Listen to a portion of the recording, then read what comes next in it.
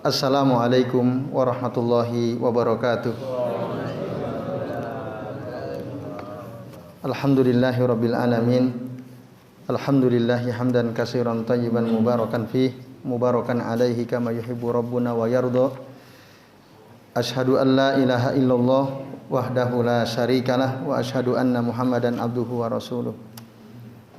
Allahumma shalli wa sallim wa barik ala Muhammad wa ala ali Muhammad kama shallaita wa barakta ala Ibrahim wa ala ali Ibrahim fil alamin innaka Hamidum Majid. Amma ba'du. Bapak-bapak dan ibu-ibu serta jamaah sekalian, a'azani Allah wa iyyakum ajmain. Semoga kita semua yang hadir di majelis ini senantiasa dimuliakan Allah Subhanahu wa taala. Amin ya Allah ya rabbal alamin. Alhamdulillah Bapak Ibu, pada malam ini ya kita masih bisa melanjutkan ngaji kitab Al-Aqidah As-Safariniyah, yang insya Allah pada malam ini kita akan membahas bait yang ke 135 ya. Ada dua bait lagi, bait 135 dan bait 136 ya.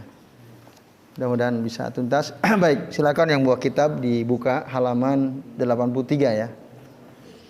Bait yang ke 135, Al-Imam As-Safarini mengatakan, walam tazal fima madha al-amba'u min fadlihi ta'ti liman yasha.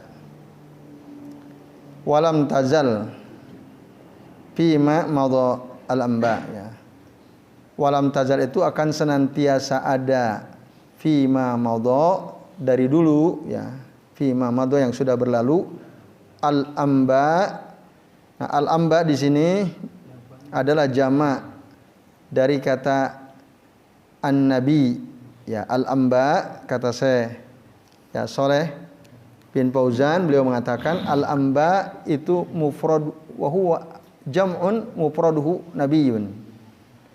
Walaupun ada yang menyebutkan bahwa nabi itu jamaknya al-anbiya ya, al-anbiya, tapi di sini saya As-Safarini mengatakan al-amba ya. Jadi bisa amba, bisa ambia gitu. Artinya nabi-nabi itu senantiasa dari dulu ada. Para nabi itu min fadlihi, dari karunia Allah Subhanahu wa taala. Jadi tata'aqabu min ahdi Adam alaihi salam ila bi'sati Muhammadin sallallahu alaihi wasallam. Jadi silih berganti dari sejak Nabi Adam sampai diutusnya Nabi Muhammad, Nabi sallallahu alaihi wasallam, Nabi selalu ada.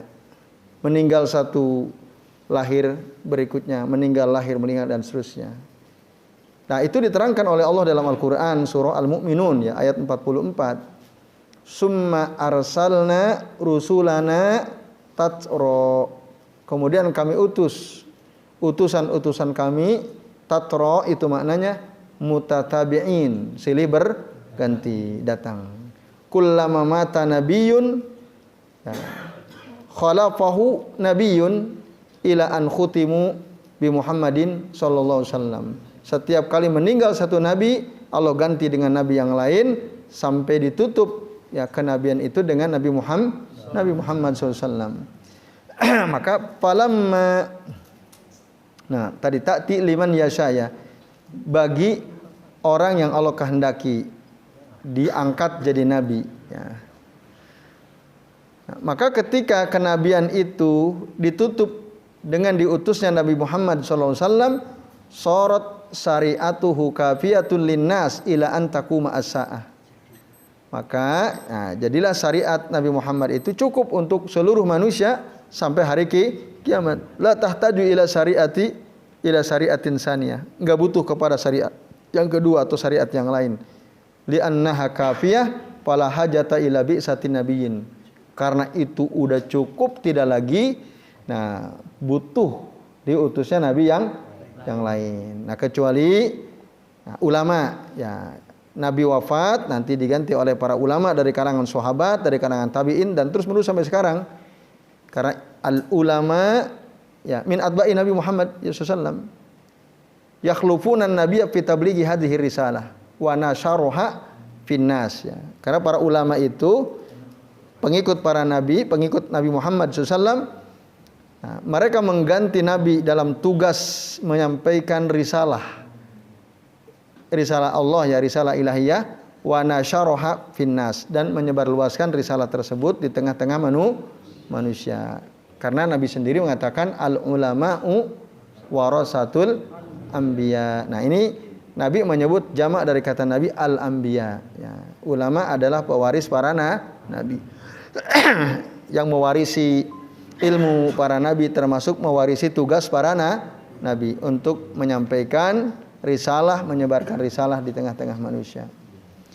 Nah, kemarin kita sudah singgung Bapak Ibu bahwa ar-rusul la ya'lamu adaduhum illallah. Para rasul itu tidak ada yang tahu berapa jumlah mereka kecuali Allah. Yang jelas mereka banyak. Dalilnya dalam surah Ghafir ayat 78. Allah mengatakan walaqad arsalna rusulan min qablika minhum man qassasna alaik wa minhum man lam naqsus alaik. Sungguh kami telah mengutus rasul-rasul sebelum engkau Muhammad, minhum di antara mereka man qassasna alaik. Ada yang kami kisahkan ya kepadamu, wa minhum man lam naqsus alaik. Tapi ada juga di antara para rasul itu yang tidak kami kisahkan kepada engkau Muhammad. Jadi Rasulullah pun tidak tahu gitu kalau ditanya berapa jumlah para rasul. Dia tidak tahu. Karena Allah sebagian mengkisahkan, sebagian tidak dikisahkan oleh Allah kepada nabi. Maka fala ya'lamu adadu ar-rusul illallah. Tidak ada yang tahu bilangan para rasul kecuali Allah. Nah, tetapi tugas kita, Bapak Ibu dan sekalian, siapa saja nama-nama para nabi dan rasul yang Allah sebutkan di dalam Al-Qur'an ya, panu minu bihi bismihi biainihi. Kita mengimaninya, mengimani juga namanya, mengimani ya nabi yang disebutkan. Ada Nabi Zakaria, ada enggak Zakaria? Ada Daud, Isa, Nuh, Ismail, Ilyas, Yusuf. Nah, kita imani bahwa semua mereka itu ada. Namanya ya itu. Nah, orangnya ya yang diceritakan itu. Tapi di antara mereka ada yang Allah tidak sebutkan. Maka nama-nama nabi dan rasul yang Allah tidak sebutkan, nu'minu bihim jumlatan. Nah, kita mengimani secara global. Ya pokoknya kami percaya bahwa para rasul itu banyak. Udah gitu. Kalau ditanya ada berapa nabi dan rasul? Banyak. Dulu mungkin waktu kecil ya Bapak Ibu kita diajarkan. Ya salah satu yang mengajarkan Pak Nasir. Karena beliau guru agama pasti mengajarkan. Nah, jadi ada 25 nabi dan rasul yang wajib diimani. Berarti yang selain 25 nggak wajib diimani itu ya. Wah itu bahaya sekali itu ya. Nah, harus diralat itu ya. Jadi yang benar ada banyak nabi dan rasul yang wajib diimani. Ada yang wajib diimani secara tadi rinci, jelas namanya disebutkan. Ada yang kita mengimani saja. Ya, mereka itu ada gitu. Kenapa? Karena tadi dalam surah Ghafir ayat 78 banyak yang Allah tidak ceritakan.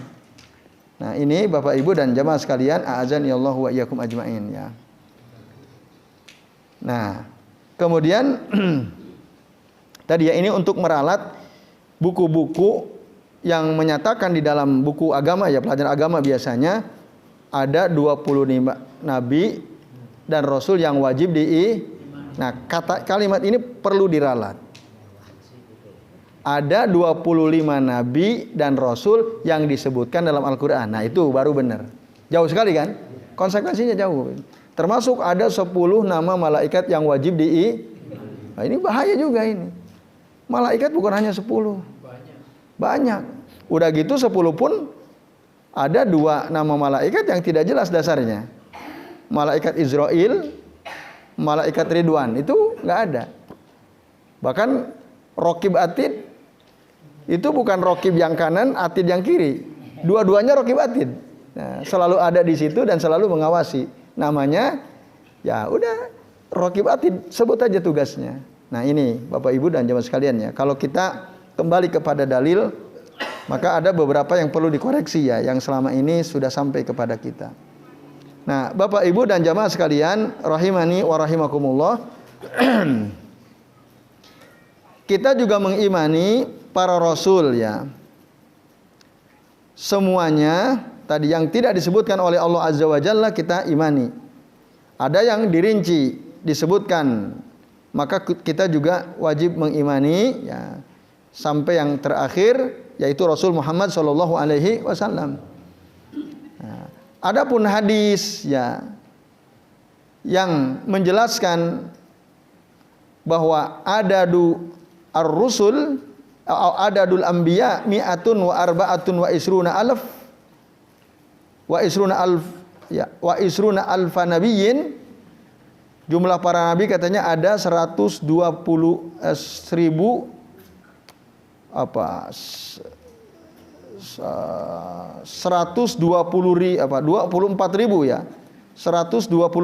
nabi. Mi'atun wa arba'atun wa isruna alf nabiyyin, dan annar rusul minhum salasumi'atin wa salasata asyara rasulan, sementara rasul itu ada 313 ya. Salasumi'atin 300 salasata asyara 13 rasula. Ini hadis dikeluarkan oleh Imam Al-Hakim dalam kitab Al-Mustadrak ala Sahihain, juga oleh Al-Imam Al-Baihaqi dalam kitab Al-Jami' li Syu'abil Iman dari Abu Dzar Al-Ghifari radhiyallahu anhu. Nah, akan tetapi hadza hadisun dhaif la taqumu bihi hujjah. Ini hadis lemah yang tidak bisa jadi hujjah. Itu. Nah, ini Bapak Ibu dan sekalian. Jadi udah kita mengimani ada banyak nabi, ada banyak rasul, hanya saja yang Allah sebutkan dalam Al-Qur'an ada 25 nabi dan rasul. Nah, itu yang benar ya. Kemudian yang terakhir hatta ata bil khatamil ladzi khatam. Bil khatami atau bil khatimil ladzi khatama bih. I'lanan ala kullil umam. Sehingga datanglah penutup ya, al khatam atau al khatim alladzi khatama bih, yang dengannya ditutup kenabian atau kerusulan. Wa i'lanan, dan diiklankan, diumumkan, diberitahukan ala kulli al umam, kepada seluruh umat. Nah, ini bait terakhir ya, Bapak Ibu dan sekalian. Nah, maksudnya sampai datang Rasul terakhir atau al-khatam tadi, yakni ar-rusul al-khatam atau al-khatim, wa huwa Muhammadun sallallahu alaihi wasallam, khutimat bihi ar-risalat wa khutimat bihi an-nubuwah. Dengan beliaulah kerasulan ditutup dan dengan beliaulah kenabian juga ditutup. Maka disebutkan dalam Al-Qur'an surah Al-Ahzab ayat 40 bahwa Muhammad itu khataman nabiyyin ya. Maka Muhammadun aba ahadin mir rijalikum walakin rasulullahi wa khataman nabiyyin. Muhammad itu bukanlah bapak salah seorang ya laki-laki dari kalian, akan tetapi beliau adalah utusan Allah dan penutup para nabi. Surah Al-Ahzab ayat 40. Bapak Ibu dan hadirin sekalian, catatan ya. Apa betul bahwa Nabi Muhammad itu bukanlah bapak kaum laki-laki di antara kalian? Ini ada pertanyaan ya, dilontarkan oleh sebagian orang. Rasul itu punya anak laki-laki atau tidak, Bapak Ibu? Berapa orang? 3 apa 2? 3. Siapa aja Pak Budi? Ibrahim, Qasim, Fatimah itu perempuan. Siapa yang tahu putra Nabi laki-laki ada berapa? Ada 2 apa 3? Ada ya. Yang 3 dulu ya saya tanya. Siapa aja 3 itu?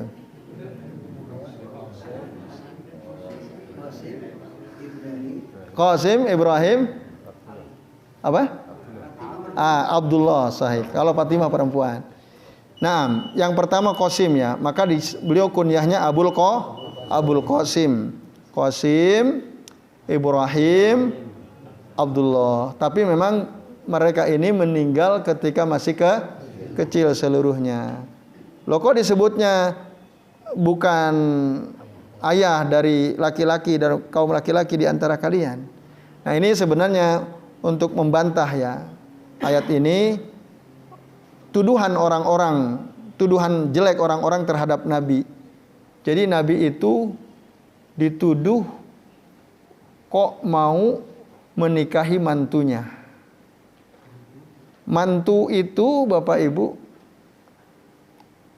mahram mu'abbad, mantu. Siapa mantunya Nabi? Mereka menganggap siapa? Yang dianggap mantunya Zainab. Dinikahi oleh siapa?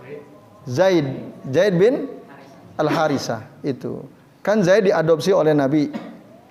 Jadi anak angkat gitu. Lalu dinikahkan dengan Zainab bintu Jahash. Tapi Zainab waktu itu tidak minta khulu lah, karena beliau takut tidak bisa menunaikan kewajibannya terhadap suaminya Zaid bin Harisah. Nah akhirnya diceraikan.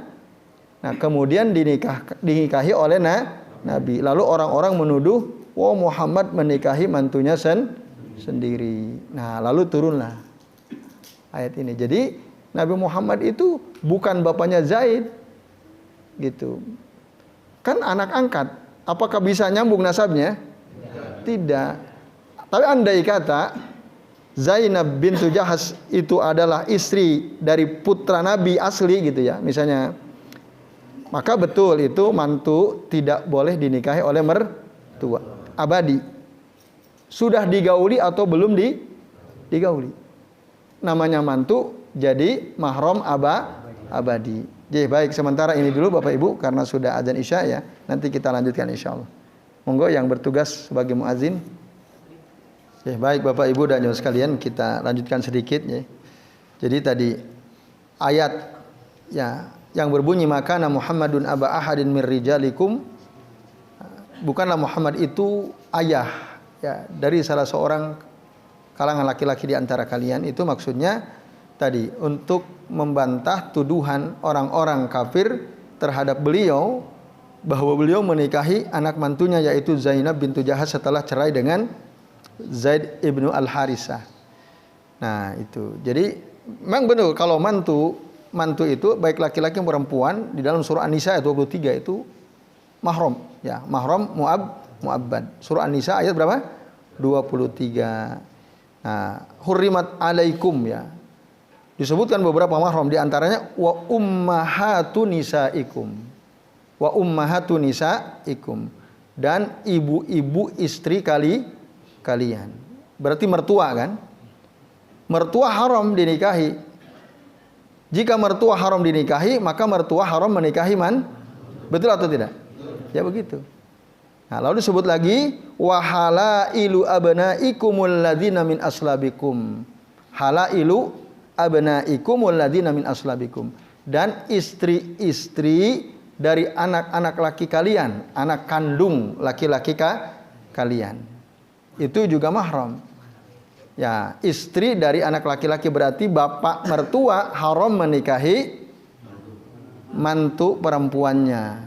Dan di sini enggak ada kata-kata allati dakhaltum bihinna gitu, enggak ada. Yang sudah digauli enggak. Maka para ulama sepakat mantu laki maupun mantu perempuan itu menjadi mahram ketika ada pernikahan, misalnya baru sehari menikah bercerai, belum sempat dicampuri, maka haram dinikahi oleh bapak mertuanya. Tapi di Indonesia ada ya, ada enggak? 2 kali terjadi ya belakangan ini. Ada laki menikahi gadis, ternyata senang juga sama ibunya. Ada ya. Lalu istrinya si gadis itu dia ceraikan, menikah dengan ibunya. Padahal dia sudah menikah dengan anak perempuannya. Itu haram. Nah, lalu belum lama di Sulawesi kalau tidak salah ya. Nah ini Bapak Ibu. Nah Nabi sendiri itu bukan anak kandung Zaid ibnu Harisah, tapi anak angkat. Bisa tidak, kecuali ya Zaid disusui oleh salah satu istri Nabi, dengan ini tidak. Nah, ini Bapak sekalian, itu konteksnya. Nah, jadi dan yang ada relevansinya dengan bab yang kita bahas adalah kalimat walakinna Rasulullah wa khataman nabiyyin. Maka Bapak Ibu, setelah kenabian kerasulan ditutup dengan diutusnya Nabi Muhammad SAW, siapapun yang mengaku nabi setelah Nabi Muhammad fahuwa kafirun murtadun an dinil Islam, maka dia kafir, murtad, keluar dari agama Islam. Kenapa? Karena dia mengingkari ayat ini. Ya, yang jelas-jelas ya, maklumun bid-darurah. Maklum bid-darurah itu sudah diketahui dengan sangat clear gitu ya.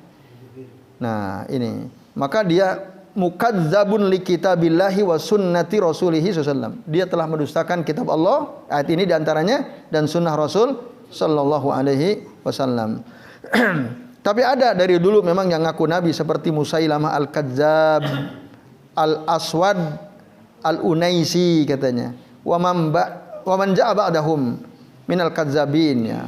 Dan semua itu dibongkar ya, dibuka ya, rahasianya terbuka mereka itu.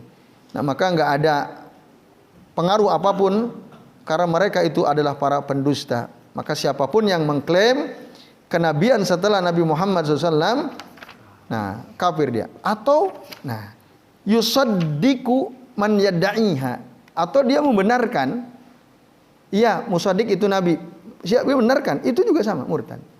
Kalau ada orang membenarkan orang yang ngaku nabi, itu juga sama. Atau minimal dia mengatakan innahu yumkinun an yub'asa nabiyyun, mungkin diutus nabi. Maka ada di Indonesia ini katanya, ini apa ada katanya ya, ada orang yang katanya apa istilahnya itu, memenuhi syarat untuk jadi nabi. Nah, ini orang murtad nih orang. Nah, berarti kan dia sama saja dengan mengatakan mungkin sekarang itu diutus nabi karena dia memenuhi syarat untuk jadi nabi.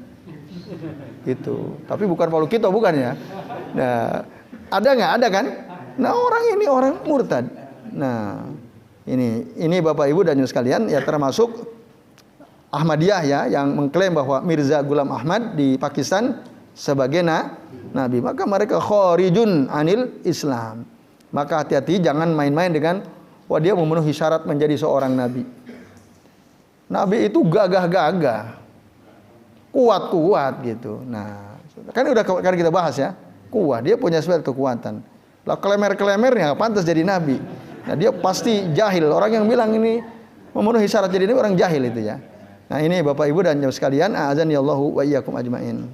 Nah, jadi itu semua orang-orang yang mengklaim ada orang yang mungkin pantas jadi nabi, itu dia murtad dia.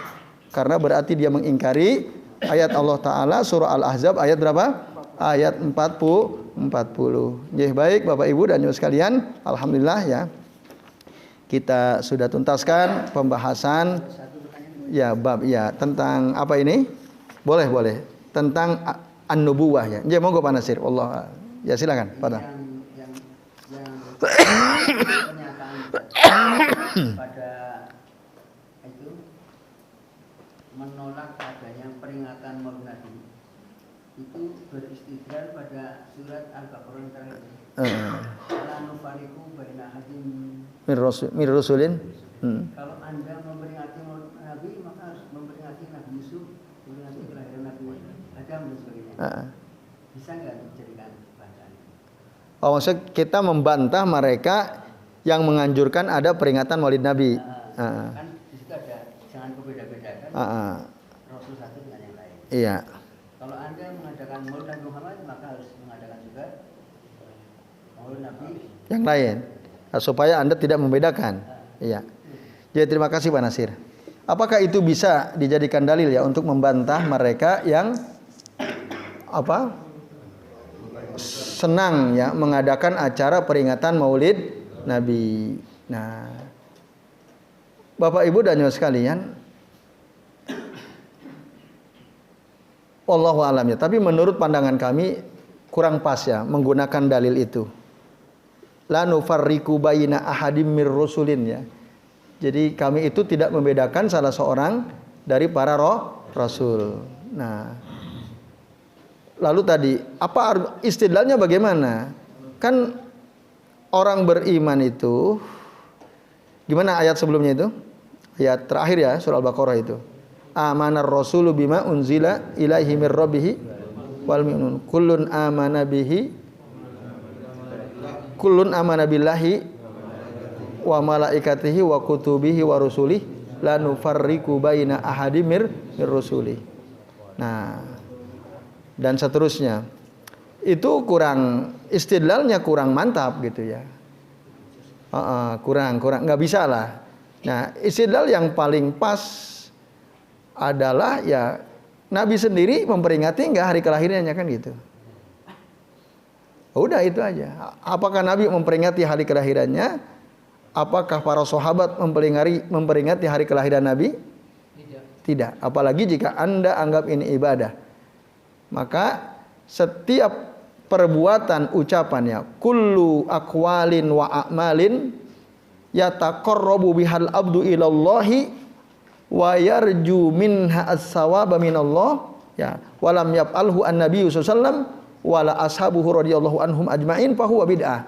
Setiap ucapan perbuatan yang ya seorang hamba ingin mendekatkan dirinya dengan perbuatan atau ucapan itu dan dia berharap mendapat pahala dari Allah Ta'ala sementara Nabi dan para sahabatnya tidak pernah melakukan, maka itulah bid'ah. Itu kaidahnya.